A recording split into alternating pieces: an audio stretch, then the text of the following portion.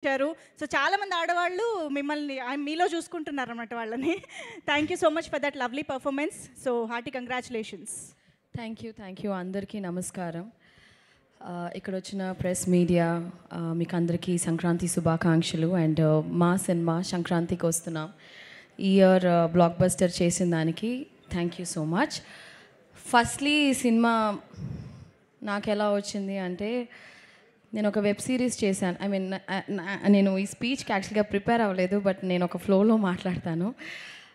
అనిల్ రావిపూడి గారు ఫోన్ చేశారు క్యారవాన్లో ఉన్నప్పుడు. నేను అనిల్ రావిపూడి ఒక క్యారెక్టర్ ఉంది ఈ సినిమాలో, భాగ్యం అని, మీరు వస్తారా ఒకసారి హైదరాబాద్కి అని పిలిచారు.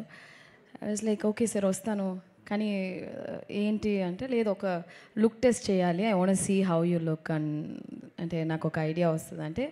Then I came here. ఆయన గెటప్ వేసి హీ సెడ్ ఓకే ఒక 2 డైలాగ్స్ చెప్పు అన్నారు. So Godavari slang first time నేను కూడా మాట్లాడాను. ఐ డోంట్ రిమెంబర్ ఏం డైలాగ్ అని. So then immediately he said మీరే నా భాగ్యం అండ్ ఈ సినిమాలో యు గోనా బీ దేర్ అనేసి. నా కథ చెప్పిన తర్వాత ఈ క్యారెక్టర్ వాజ్ లైక్, యాక్చువల్లీ నేను చేసిన దాంట్లో it's one of the toughest role అని చెప్పొచ్చు. బికాస్ నేను చాలా ఇంటెన్స్ క్యారెక్టర్స్, చాలా ఎమోషనల్ రోల్స్ చేశాను. This is completely new for me.